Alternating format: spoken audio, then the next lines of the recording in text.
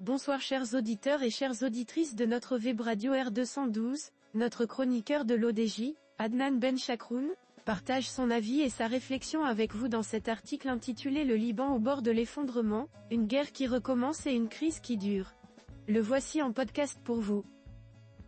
Adnan Benchakroun entame son article en soulignant une réalité inquiétante de la manière suivante. Oui, c'est la guerre aujourd'hui, mais les ennemis du Liban ne se trouvent pas uniquement à l'extérieur. Le Liban, autrefois considéré comme le joyau du Moyen-Orient, s'effondre sous le poids d'une crise multidimensionnelle. Les causes de ce déclin sont multiples, mais l'une des plus flagrantes est la domination des forces internes et externes sur la scène politique libanaise.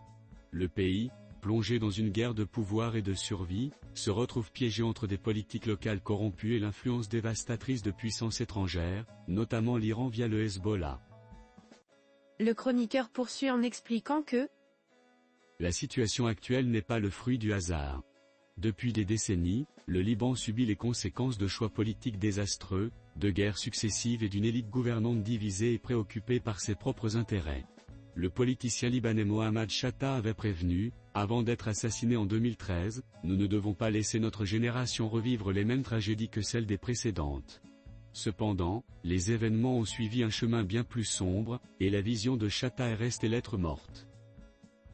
L'auteur met en lumière la tragédie des intellectuels et des figures politiques assassinés au Liban.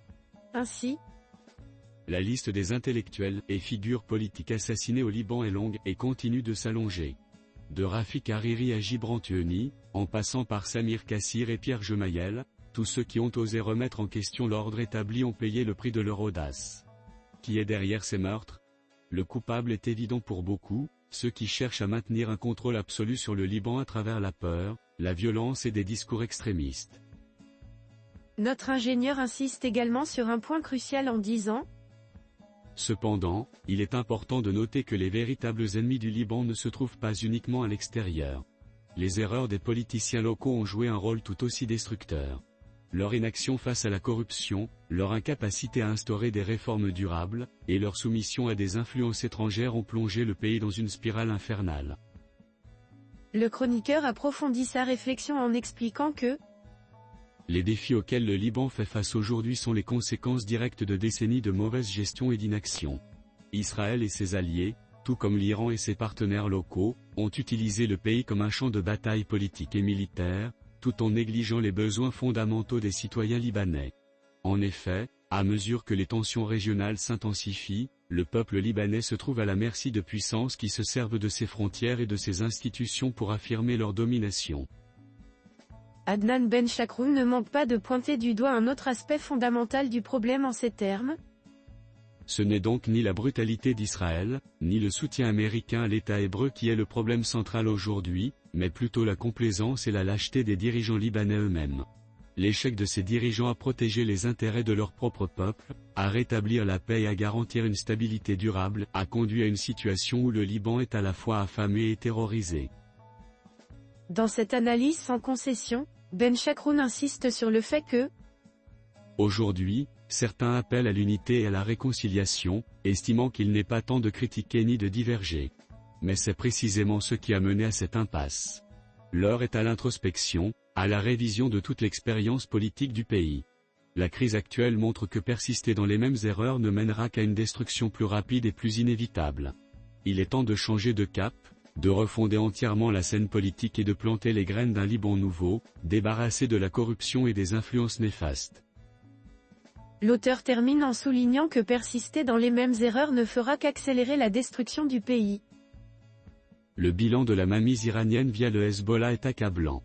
À cela s'ajoute la trahison des politiciens libanais, qui, au lieu de protéger leur pays, se sont empressés de renforcer leur propre position, ignorant l'urgence des réformes. Il est donc essentiel de laisser derrière soi cet héritage misérable et de recommencer à zéro, car persister dans ses choix mènera inévitablement à la ruine totale. Le chroniqueur de l'ODJ conclut son article sur une note d'espoir prudent de cette manière. Le Liban se meurt, c'est un fait indéniable. Cependant, il n'est pas trop tard pour redresser la barre. La population libanaise, bien que profondément meurtrie, n'a pas perdu tout espoir. Le changement est possible, mais il nécessite une véritable révolution des mentalités et des actions concrètes de la part de la classe politique et de la société civile.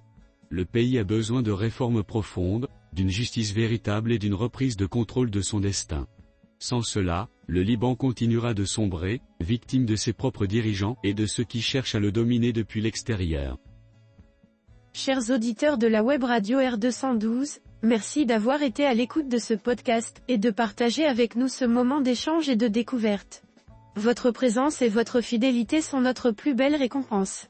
On se dit à très bientôt, si vous le voulez bien. Avec toute notre gratitude, l'équipe de R212.